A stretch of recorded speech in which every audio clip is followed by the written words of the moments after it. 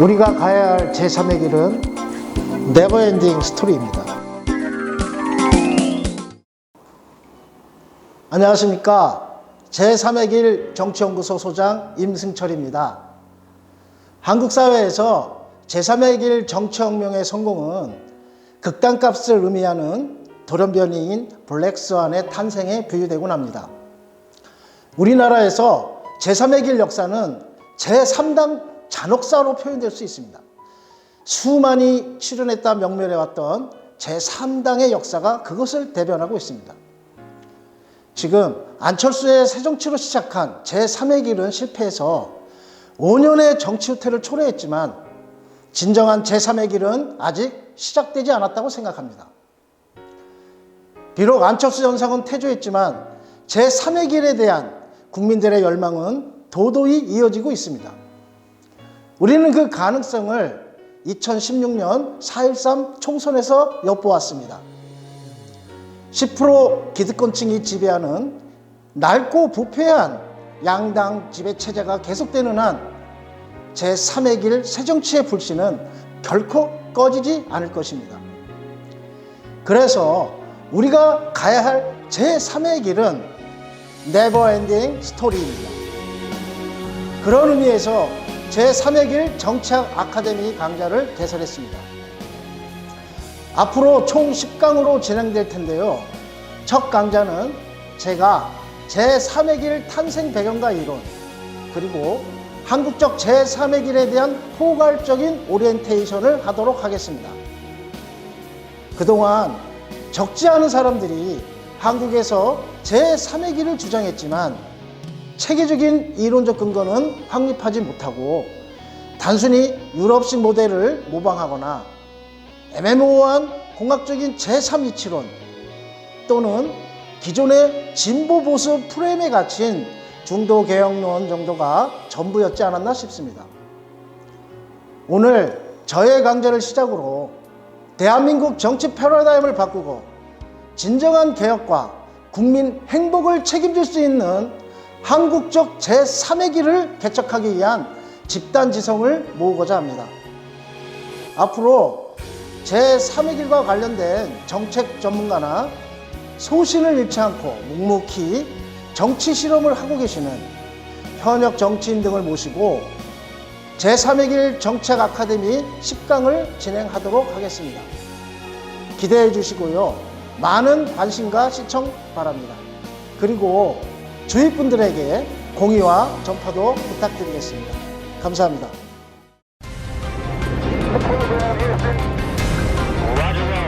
In der Nacht vor allem an den Alpen noch Schnee.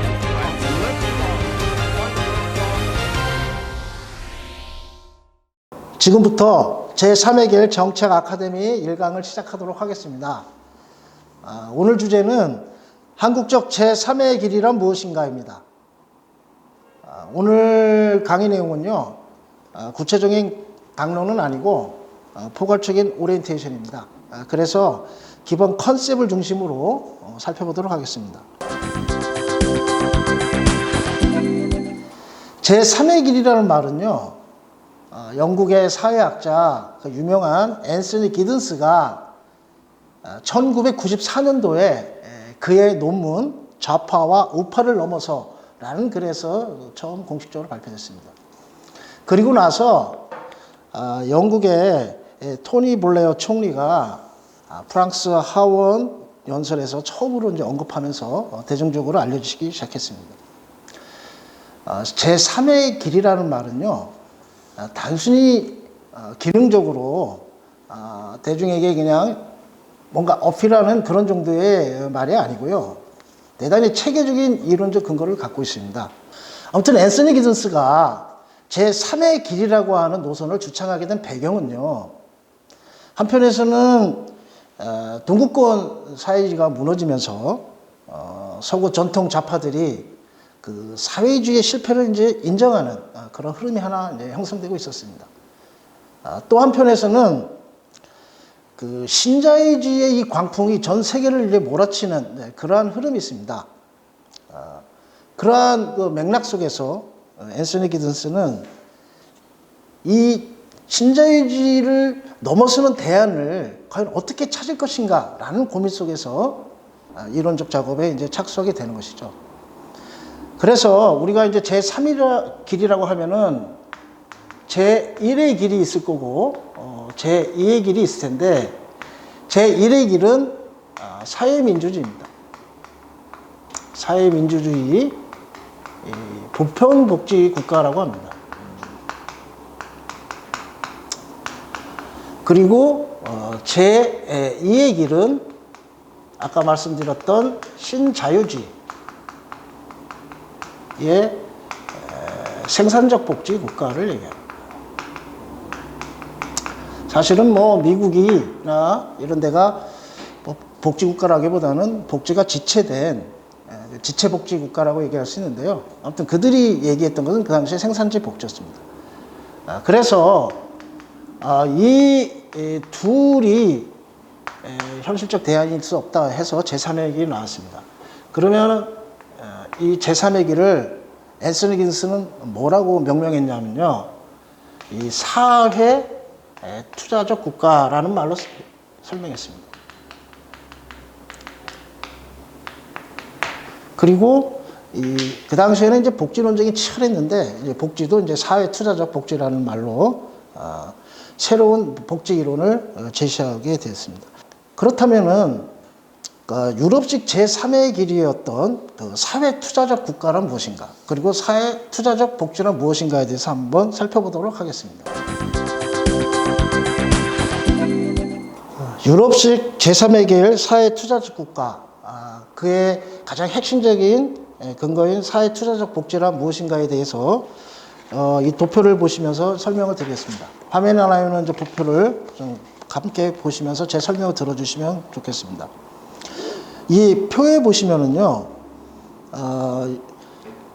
생산적 복지국가, 보편적 복지국가, 그리고 제3의 길에 따르는 사회투자적 복지국가의 특징을 보여주는 여러 지표들이 나와 있습니다. 지금 미국을 보십시다. 생산적 복지국가 맨 오른쪽에 있는 미국을 보시면은 소득이 34,700불로 이제 나와 있습니다. 이게 이제 구매력 기준으로 일단 한 거고요. 그건 별로 중요하진 않고. 그런데 이 나라의 GDP 대비 사회복지 지출 비중은 16.2%밖에 되지는 않습니다. 그리고 노동시장 경직성 정도를 보면 0.85로 대단히 낮습니다. 즉 노동의 유연화가 상당히 많이 되어 있는 그런 나라죠. 그리고 실업자에 대한 지원 정책 이런 것도 상당히 미미합니다. 0.14밖에 안 됩니다. 그러다 보니까 빈곤율이 13.9%나 되고요. 그 다음에 상위 10%와 하위 10% 간의 이 소득 격차가 무려 4.84배, 즉 5배 정도나 큽니다. 자, 그리고 실업률도 4.7%로 상당히 높은 편입니다. 그래서 미국의 특징은 대단히 이제 효율성을 강조하는, 그리고 이제 부자나 중산층 중심의 그러한 나라라고 보시면 되겠습니다. 그러니까 소득 격차가 상당히 큰 나라죠. 사실 그러한 것들을 이제 문제 제기하면서 형평성을 강조하는 이제 보편적 국가가 이제 나오는 건데요. 그러한 보편적인 복지 국가의 대표적인 나라가 이제 프랑스고, 이 프랑스를 보면은 뭐 소득은 이제 25,000불이고 이제 선진국 수준입니다. 그런데 이 나라는요, 사회복지 지출 수준이요, GDP 대비 28.7% 정도 됩니다. 그런데 상당히 많은 이제 복지 비용을 이제 지출하고는 있지만 빈곤율이 7.9%가 됩니다. 그리고 놀라운 것은 실업률이 8.1%나 됩니다. 이 나라 같은 경우는 실업자에 대한 지원 정책이 없는 건 아닌데 이따 살펴볼 사회투자적 복지국가에 비해서 턱없이 낮습니다. 그러다 보니까 또 노동시장 경직도도 상당히 높습니다. 그러니까 이제 해고를 제대로 이제 못하게 하는 그러한 경직된 규제와 또 실업이 생겨도 그것에 대해서 해소하려고 하는 그러한 노력들이 이제 부족하다 보니까 상당히 이제 복지의 비효율성이 나타나는 그러한 특징이 있습니다. 복지 재정의 건전성 문제라든가 지속 가능한 복지의 실패의 이제 위기를 초래하게 되는 것이죠. 그렇기 때문에 이제 이런 전반적인 이 보편적 복지국가의 모델에 이제 한계에 이제 도달하면서 이제 앤서니 기드스가 이제 사회 투자적 복지라는 것들을 이제 추구하게 되고요. 이제 그런 것들을 이제 모범적으로 이제 실천한 나라가 이제 덴마크하고 스웨덴입니다. 자, 그러면 보편적 복지국가인 프랑스와 사회 투자적 복지인 덴마크나 이제 스웨덴을 한번 비교해 보겠습니다. 소득 수준은 프랑스나 스웨덴, 덴마크가 거의 비슷합니다.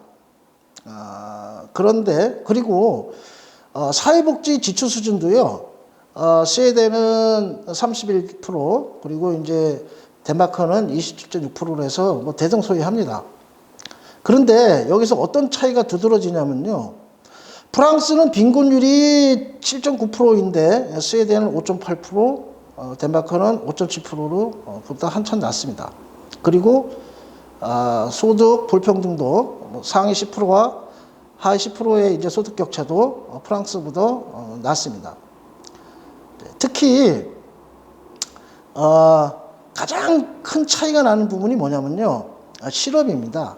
프랑스는 무려 실업이 8.1%인데 스웨덴은 6.2%밖에 안 되고 특히 덴마크는 3.6%로 확 떨어지고 있습니다. 그것이 왜 이러한 차이가 벌어지냐면은 프랑스에 비해서 덴마크나 스웨덴은 여기 나와 있는 실업자 지원 정책이 상당히 적극적입니다. 그리고 노동시장 경직성, 즉 고용보호지수도 프랑스가 3.0으로 해서 상당히 높은 반면에 스웨덴과 덴마크는 2%나 1.9% 수준으로 완전 확 다운시켜버리면서 이 고용의 요인에는 어느 정도 도입하고 있다는 것입니다. 자, 한마디로 사회투자적 복지는 복지의 비효율성, 복지병 이런 것들을 좀 없애고 고용 유연화를 도입해서 해고의 자유를 조금 규제를 이제 완화해주는 반면에 배출되는 그 실업자들에 대해서 적극적인 노동시장 정책을 펼치는 것입니다. 그래서 한마디로 사회투자적 복지라는 것은 유급 노동화 전략, 이걸 갖다가 이제 근로 연계 복지 뭐 이렇게 얘기를 하고 있습니다. 자, 이것이 바로 과거에 구진보가 얘기했던 보편적 복지 모델을 그 한계를 극복하고 또 신자유주의 생산자 복지를 대안으로 제기한 그 사회투자적 복지의 합리적 핵심이라고 보시면 되겠습니다.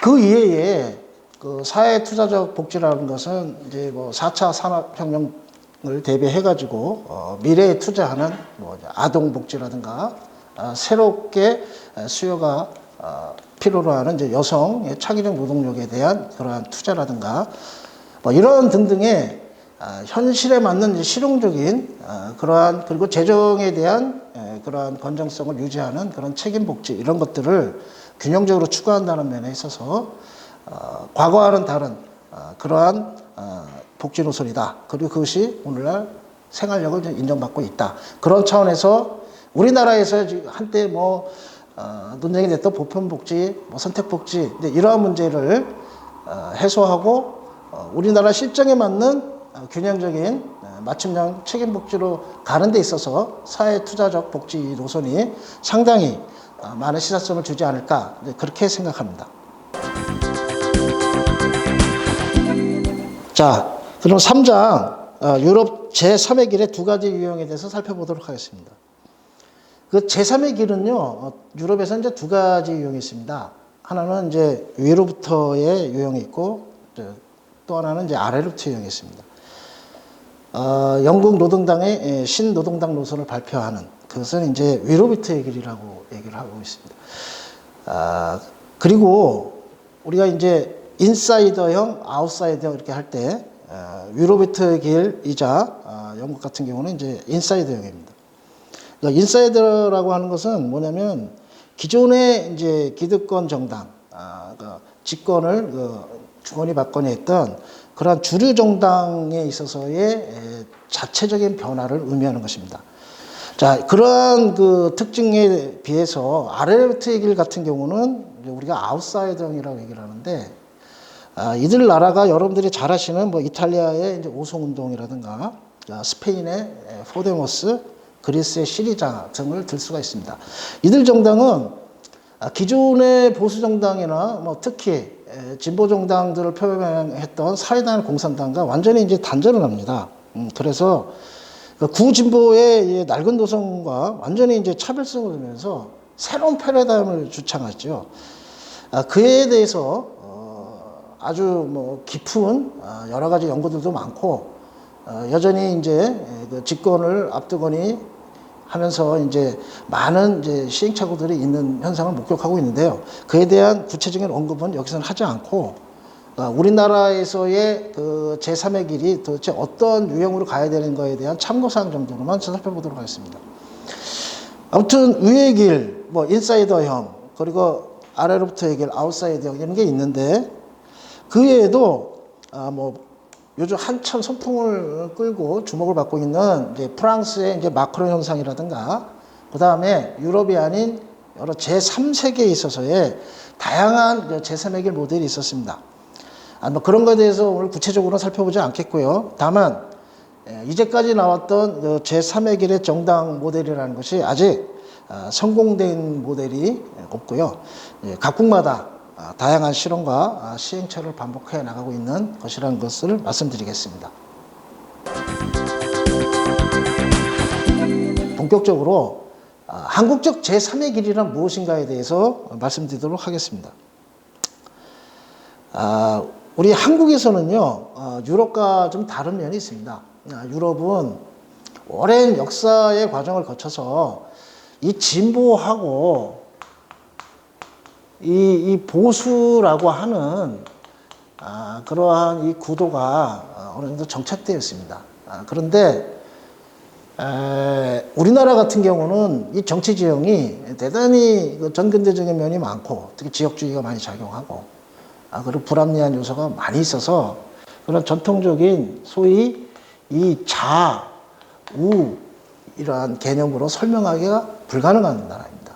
그래서 우리나라의 제3의 길이라고 하는 것은 이러한 기존의 보수와 이 진보의 이 패러다임이 아니라 이 상, 하의 개념을 기준으로 일단은 제3의 길을 설정하는 데 있어서 근본적인 특징이 있습니다. 여기서 말하는 이제 상하라고 할 때 우리가 이제 소위 상이 이제 10%와 그 다음에 이제 하위 90%의 이러한 중서민들을 기준으로 해서 10%의 어떤 기득권층과 그로부터 좀 배제되고 소외되어 있는 그런 90%의 국민들 간의 이런 대립구도 속에서 우리가 나가야 될 정치의 길을 찾으려고 하는 그런 것이 한국적 제3의 길이다 이렇게 보시면 되겠는데요. 이런 이제 제가 이제 상하의 개념에 있어서의 그 제3의 길을 기준으로 말씀드리는 그러한 이유는 그동안에 이제 우리나라에서도 다양한 제3의 길의 시도들이 산발적으로 있었던 것 같습니다. 그것이 왜 실패했는가를 한번 살펴보려고 하는 것입니다. 역사적으로 뭐 양김 시대, 뭐 이제 DJ나 YS 시대의 이러한 정치에 대해서 좀 염증을 느끼고 새로운 좀 정치를 해보겠다, 지역주의 타파하자 해서 그런 그 당시에 이제 또 이제 제3의 길 이런 얘기가 나오면서 뭐 꼬마 민주당 이런 것들이 나왔죠. 그 유명한 뭐 노무현이라든가 재정부라든가 뭐 이부영이라든가 진보와 뭐 개혁을 이제 표방했던 이런 사람들이 그런데 반기를 두고 제3의 길을 시도했지만 사라졌습니다. 또 이제 문국형의 창조한국당도 있었죠. 그러나 또 금세 사라졌고 또 최근에 안철수의 신당, 뭐 국민의당 등이 있었으나 이제 모두 이제 실패했습니다. 근데 그들이 왜 실패했는가? 그것이 바로 유럽식의 그 좌우 진보 보수의 이 패러다임을 벗어나지 못했기 때문이라고 생각합니다. 그리고 어떤 뭐 중도개혁 이러한 얘기를 하는 그러한 측에서도 도대체 이 한국에서 이 중도가 뭔지 그거에 대한 뚜렷한 이론 체계나 지향하는 가치가 이제 없었습니다. 그리고요, 또 하나는 애매모호한 그 제3의 위치론 뭐 그런 차원에서 이 중도개혁이나 제3의 길을 얘기하는 것 같습니다. 좌와 우의 중간 위치 정도의 제3 위치론이 우리가 그동안 흔히 들어왔던 중도개혁은 아니었나. 근데 이게 어떤 딜레마가 있냐면요. 만약에 이제 뭐 한국당 같은 보수당이 국민들에게 이제 기탄을 받고 뭔가 정책을 변화시켜야 해서 이제 좌쪽으로 쭉 옮기면 상당히 이제 유사해져요. 예를 들어서 유시민의 개혁 보수하고 지금 바른미래당 별 차이가 없거든요. 또 좌측에서 좀 이게 너무 그동안에 이제 좌클릭하니까 문제가 있다 해서 이제 우클릭 이렇게 하면은 또 이 차이가 별로 없습니다. 가뜩이나 우리나라 정치는요, 이 상위 이제 10%를 대변하는 기득권 정치이기 때문에 이 좌와 우의 차이가 별로 없습니다. 그래서 국민들이 그러잖아요. 꼭 대선이나 총선 보면 뭐 도대체 공약의 차별성을 별로 못 느끼겠다. 뭐 이러면서 이제 주로 이제 정치의 행태를 보고 평가하는 경우가 많은데 이제 그 배경에는 우리나라 현실에 맞지 않는 비현실적인 좌우 내지는 뭐 진보 보수 구도의 틀에서 제3의 길을 찾으려고 했기 때문이다. 이렇게 생각하시면 되겠습니다. 그러다 보니까 시도 때도 없이 이제 부여하면서 상층 중심의 이례적인 공학적인 이합집산을 해왔던 것이 그동안의 제3의 길이 아니었는가 저는 그렇게 생각하고 있습니다.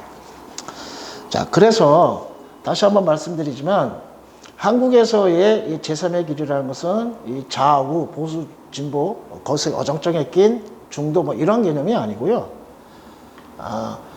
우리나라의 강고한 지배층을 형성하고 있는 상위 10%, 그 중에서도 이제 1%의 특권층을 대변하고 있는 한국당과 그 차이 계층인 9%를 대변하고 있는 그런 이 민주당이라고 하는 양대 거대 이 기득권 정당, 이들이 그동안에 한국 정치를 망쳐왔고 우리나라의 행복 지수를 세계 최하로 떨어뜨린 그러한 죽음들이기 때문에 이러한 정치를 좀 극복해보자라는 차원에서 나왔다라는 거, 그런 것들을 다시 한번 강조드리고요.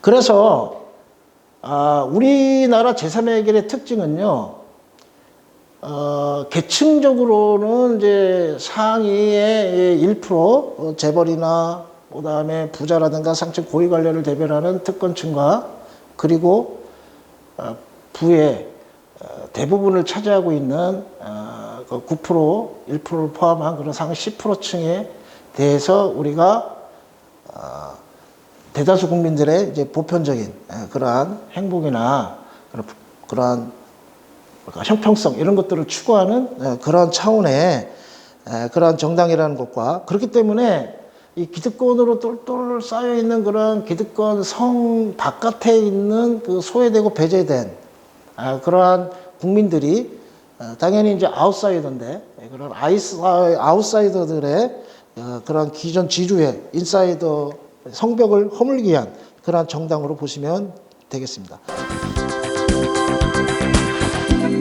한국적 제3의 길 노선의 특징에 대해서 구체적으로 설명을 드리겠는데요. 그래프를 보시죠. 지금 동그라미 벤 다이어그램이 나와 있는데요. 소득 분위별 소득 점유율이라고 하는 이제 그래프를 한번 보도록 하겠습니다. 여기 보시면은요, 이게 이제 2014년도에 이제 연구수사입니다. 동국대 김나경 교수가 이제 발표한 그 기사가 연합뉴스에 이렇게 떴습니다.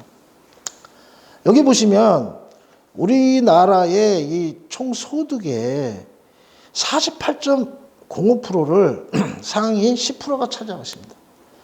이 중에 상위 1%, 뭐 재벌이라든가, 뭐 특권, 고위 관료라든가, 그 다음에 소위 뭐 강남의 떼부자들, 뭐 이런 사람들은 12.97%, 약 13% 정도 차지하고 있습니다. 적지 않은 거이긴 하지만 그렇다고 해서 다른 나라에 비해서 많은 건 아닙니다.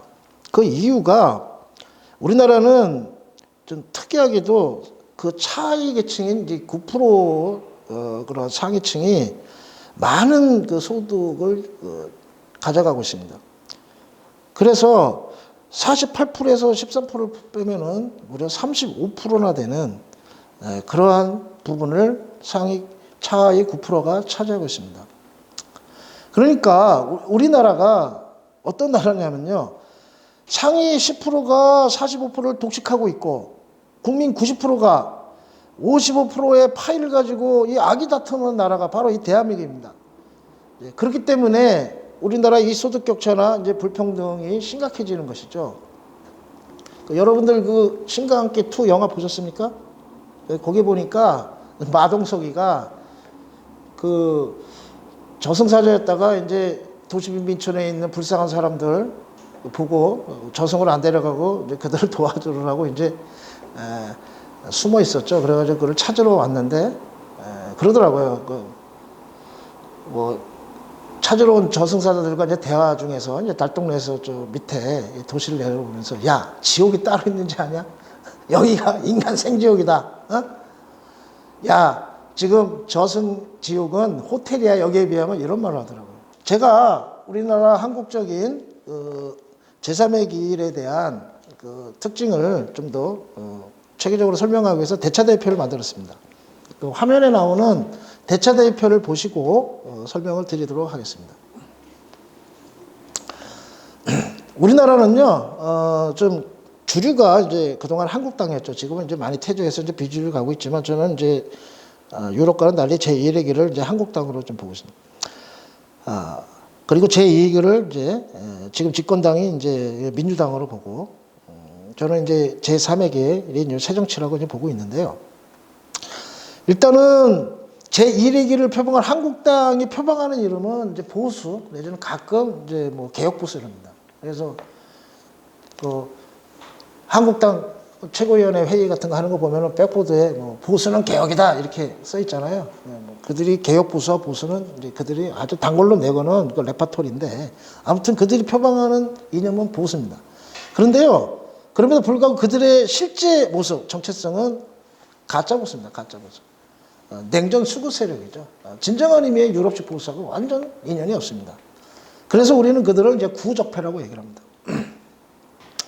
그러면은 제2길 민주당은 어떠냐? 그들이 표방하는 이념은 민주진보입니다.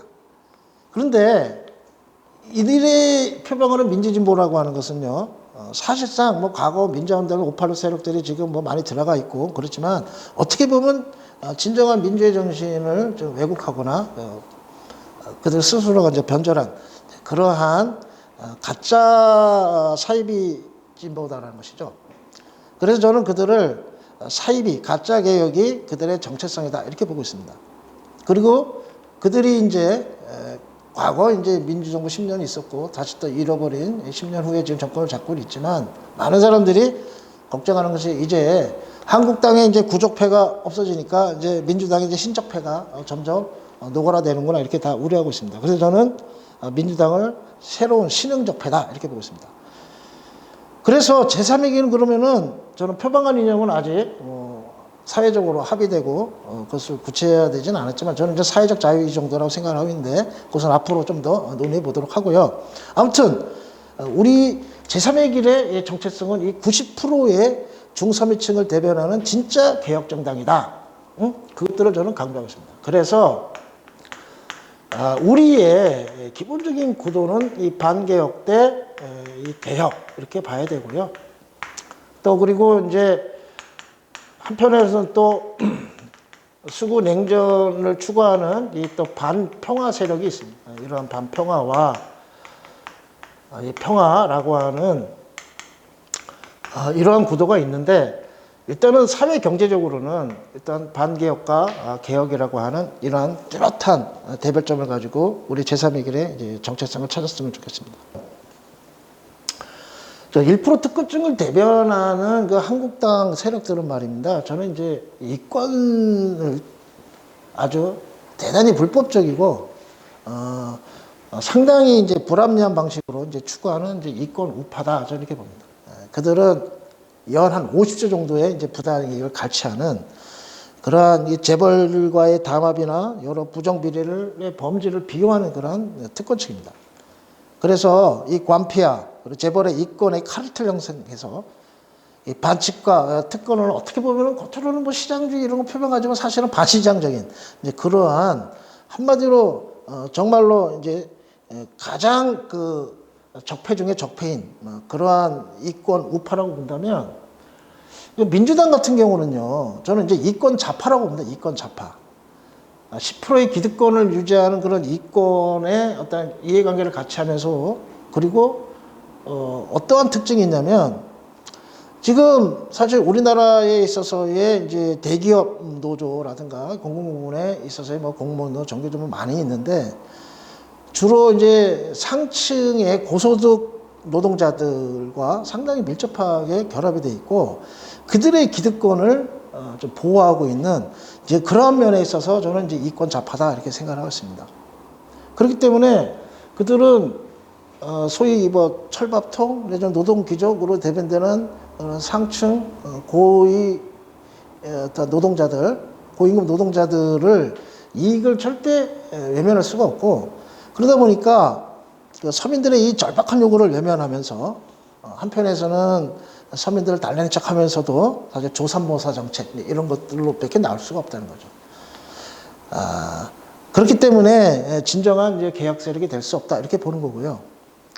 우리 그 제3의 길 노선의 진짜 개혁은 진보 출신들 중에서에 있어서 이제 개혁 좌파라든가 아니면 이제 보수에서 떨어져 나오는 이제 개혁 우파 이들이 융합을 해가지고 다양한 개혁 세력들이 하나로 다시 융합을 해서 수프형 내지는 이제 학급형 이런 정당으로 직접 발전을 하는 이제 그러한 정체성을 만들어 나가야 되지 않을까라고 저는 생각을 합니다.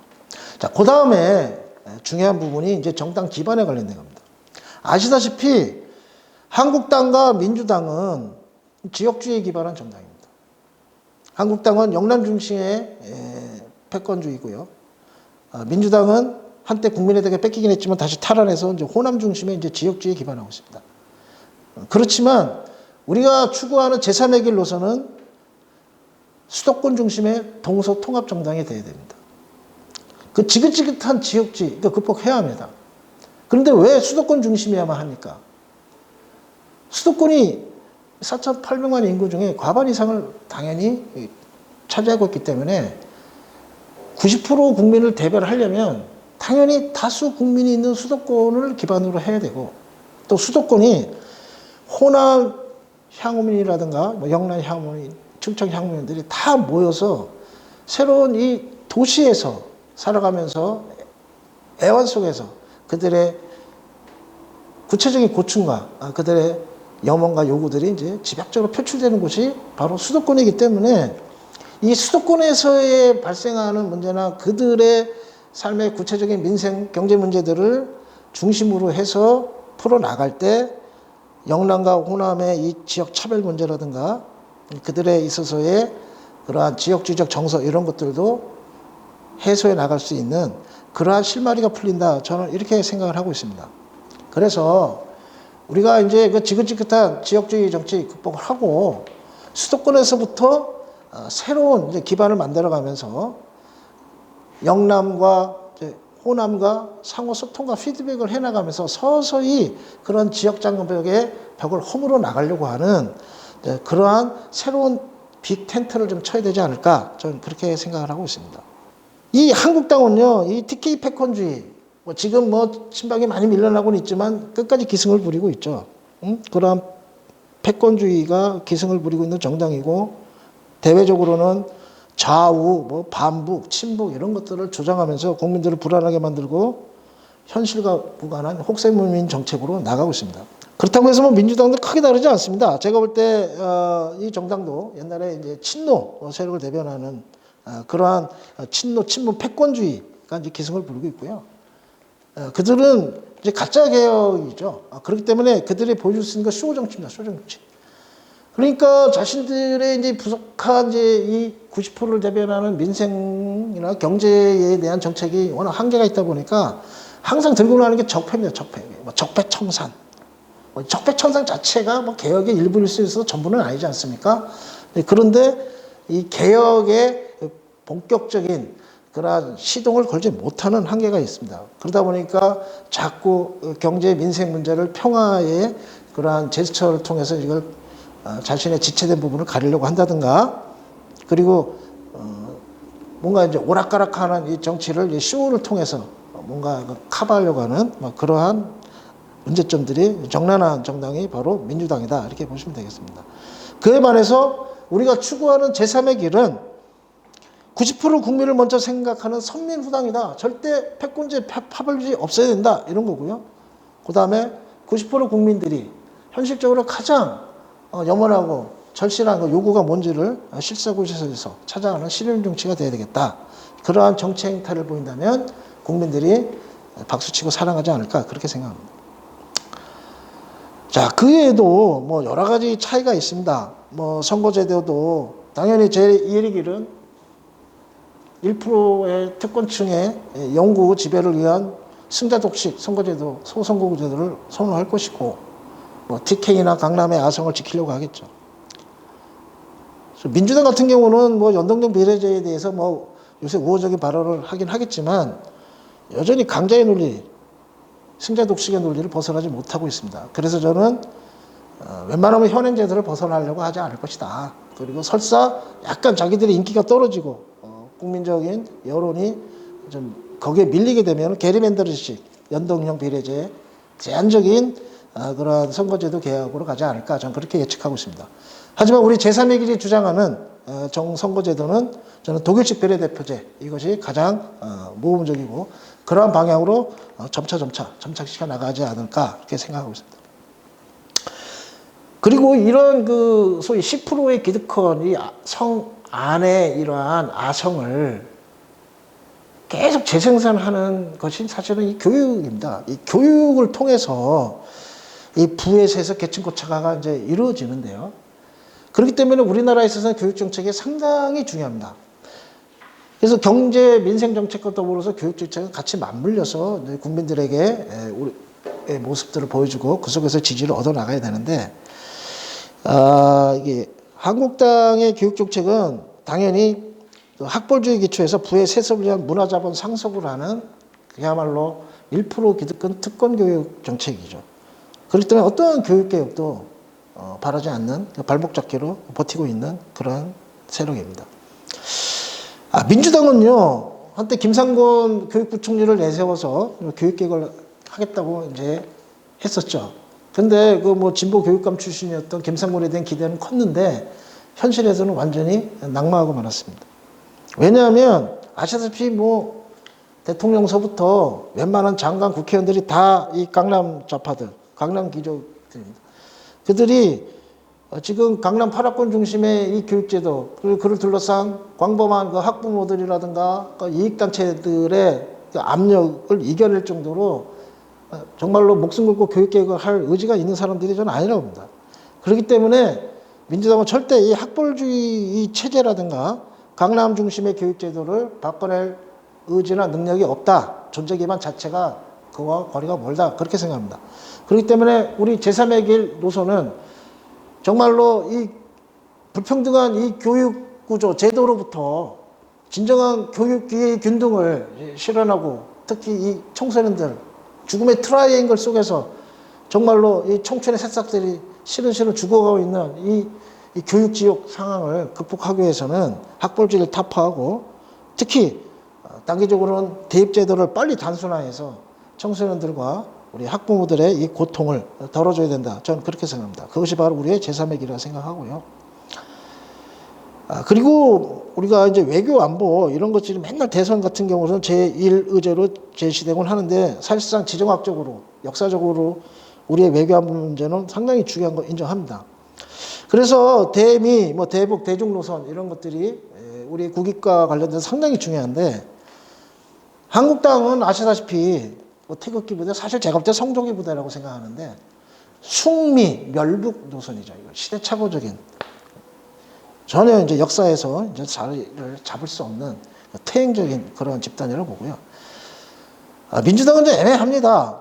뭐 과거 운동권 출신도 많고 그래서 뭐 반미 친북 노선도 있고 또 한쪽에서는 또 보수 쪽에서 좀 많이 있었던 분들은 친미 여기서 약간 나간 뭐 연북 노선 이 정도가 이제 혼합되어 있다고 보는데 제3의 길은 일관되게 이 G2 시대에 미국과 중국이 세계를 이끌어가고 있을 때 우리는 미국과도 친해야 되고 중국과도 친해야 되고요. 그리고 우리 국익에 도움이 되는 그러한 외교 안보를 추구해야 된다 했습니다. 그래서 저는 다원적 외교 노선에 기초해서 용미 연북이 돼야 되고 특히 이제 한반도의 이 전쟁의 위기 이런 것들을 극복하고 북핵 문제 빨리 해결해서 우리가 정말로 평화로운 통일 한국으로 나가기 위해서는 북한을 타도의 대상, 전복의 대상 이런 것보다는 평화적인 교류와 협력의 대상, 공동 번영의 길로 가는 부분에 있어서는 민주당과 일정 정도 제휴를 해야 될 필요가 있다 이렇게 생각을 하고 있습니다.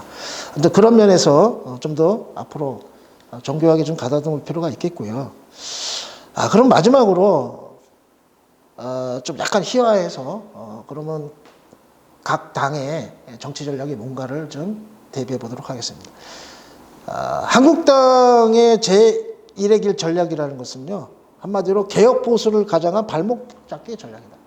그들이 1%의 특권층을 대변하고 또 9%의 차이 계층과 뭐 타협과 담합을 해서 자신의 기득권을 재생산하는 데 있어서 90%한테 양보할 게 별로 없습니다. 그러니까 뭔가 개혁의 흐름 요구들이 나오면은 항상 외면하거나 좀 이뤄질 듯 하면은 태클, 발목 잡기 전략이 그들의 특기입니다. 민주당은 뭐냐? 민주진보 개혁을 가장한 쇼 전략이다. 쇼 정치합니다.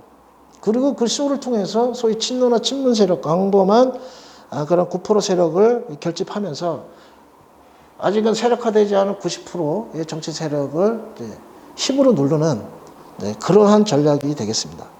그럼에도 불구하고 우리 제3의 길의 전략은 한편에서는 시대착오적인 수구 냉전 세력을 완전히 구축해 나가는 그런 평화전선을 광범하게 펼치고 그러한 스탠스 위에서 이러한 상하의 기준으로 해서 10% 기득층의 그러한 낡은 제도나 정책 구조들을 혁파하는 그런 개혁전선을 또 차별화되게 펼쳐나가는 그런 투트랙 전략 아니겠는가 저는 그렇게 생각하고 있습니다. 예. 그러면 한국적 제3의 길이 나가야 될 우리의 미래 전망에 대해서 짧게 이제 정리하고 1강을 마치도록 하겠습니다. 우리 제3의 길 이 정치 혁명이 지향하는 시대 정신과 보편 가치는 이 그림에 나와 있듯이 이 미래 문명의 이 3대 방향인 이 지구촌 사회에 있어서의 그러한 문화공존, 수평적 연대에 기초해서 경제 민주화로 나가는 겁니다. 전 세계가 지금 빈부격차, 남북 갈등이 워낙 심한 이러한 글로벌 무한 경쟁을 경제 민주화로 해결해야 되겠고요. 그리고 워낙 이 지구 온난화라든가 이 생태 파괴의 문제가 심각합니다. 녹색 안전 사회로 가야 되겠습니다. 그러면서 인간, 자연 기술이 공존하는 지속 가능한 발전을 해나가는 것이 미래 문명의 3대 방향이라고 할 수 있겠고, 이러한 시대의 정신과 보편 가치에 입각해서 우리 대한민국이 나가야 될 방향은 저는 공정사회, 통일코리아, 안전사회, 녹색사회, 문화강국이라고 생각합니다. 우리 사회를 흔히 이제 오불사회라고 합니다. 오불사회. 불평등, 불공정, 불균형, 불합리, 불안전. 이 오불사회. 뭐 다른 차원에서 또 표현하면 뭐 갈등사회, 부패사회, 획일사회, 분단사회, 위험사회. 뭐 이렇게 얘기를 하는데요. 이러한 무한 경쟁의 이 승자족식 양극화 사회, 그리고 당리당략, 파벌다툼, 과장된 쇼의 일상화가 정상화되는 이러한 나라, 항시적인 전쟁 위험이 있는 이런 나라를 대다수 국민이 골고루 잘 살고 행복한 이 나라로 만들어내지 않겠는가. 그래서 현재 우리 90% 국민의 상태는 한마디로 피곤하고 억울하고 답답한 실정입니다.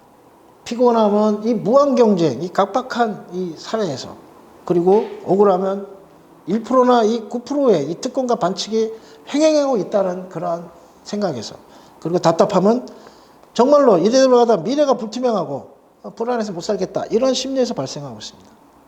그렇기 때문에 우리 제3의 길 정치로서는 궁극적으로 모두가 함께 상생하는 90% 국민이 골고루 행복하게 잘 사는 박애자본주의로 가야 되고, 당리당략과 파벌 싸움을 일삼는 그런 정치 행태가 아니라 국민과 소통하면서 각 정당 간의 합리적인 방향의 소통과 협치를 해나가는 수기민주주의로 가야 되고, 그리고 궁극적으로 항상 전쟁 위협에 시달리는 이러한 터전 위에서는 우리의 번영은 지속 가능할 수가 없습니다. 그래서 평화체제로 변환을 해야 됩니다. 그래서 저는 우리가 지향해야 될 사회를 오불사회가 아니라 오행사회라고 저는 생각합니다. 이러한 오불사회 타파와 오행사회를 향해 나아가는 우리 제3의 길 노선이 지금 현 단계에 있어서 그러한 시대정신을, 그리고 보편가치를 구현하는 프로세스가 어떻게 돼야 되는가에 대해서 말씀을 드리도록 마치도록 하겠습니다. 현재 현 단계에 있어서 우리의 그 시대를 가르는 개선은 저는 내용적 측면에 있어서는 격차에서 불평등과의 전쟁이라고 생각하고, 그리고 평화통일로 나가는 정의로운 통일 한국이라고 생각합니다. 그것을 우리의 어떤 정치 제도적 측면에서 봤을 때 저는 그것을 바로 87년 체제의 종식과 새로운 공화국, 7공화국의 수립이라고 생각합니다. 그래서 우리 제3의 길 노선을 주창하는 진정한 개혁 세력들이 모여서 의회와 정권을 교체하는 90% 정치혁명을 해야 됩니다. 그리고 나서 현재의 이 불합리하고 제왕적 대통령들로 대표되는 그러한 문제가 있는 이 헌법을 고쳐서 개헌을 해야 됩니다. 저는 그것을 이제 핵심적으로 이제 분권과 자치, 평화, 통일 헌법이라고 생각하는데요. 아무튼 정치의 어떤 권력 구조적 측면에서는 분권으로 가야 되겠습니다. 그를 통해서 그런 제3 세력이 주도하는 개헌을 통해서 제7공화국을 만들고, 그를 통해서 우리가 경제혁명, 그 다음에 교육혁명, 그리고 기술혁명, 특히 4차 산업혁명 시대를 대비하는 새로운 그러한 기술혁명까지 포함해서 사회혁명을 만들어내고, 그러한 토대 위에서 국민 통합을 이루면서 국가연합식 통일 코리아로 나가는, 그 속에서 남북과 전 세계가 함께 공동 번영하고 평화 설린의 우호적 관계 속에서 지속 가능한 발전을 해나가는 그런 대한민국을 만들어야 되겠다 생각합니다. 현 시기의 성격은 제7공화국으로 이행하는 그러한 시기라고 볼 수가 있겠습니다. 앞으로 제3의 길 노선을 주장하면서 새로운 참개혁의 길을 가시는 여러분들께서 이제 빨리 국민들에게 사랑받는 그러한 대한정당을 만들어서 7공화국을 여는 그런 힘찬 몸짓을 했으면 좋겠습니다. 자, 앞으로 격차에서 평화통일, 그리고 87체제 종식과 제7공화국 수립을 향해 나가는 제3의 길의 노선에 대해서 많은 집단지성을 모아서 그 길을 하나하나 개척해 나가야 되도록 하겠습니다. 앞으로 제2강서부터 또 새로운 강사들을 모시고 체계적으로 제3의 길이 성공하기 위한 우리의 정책과 노선이 무엇인지에 대해서 강론적으로 한번 살펴보도록 하겠습니다. 오늘 이것으로 제1강 한국적 제3의 길이란 무엇인가에 대한 오리엔테이션을 마치도록 하겠습니다. 감사합니다.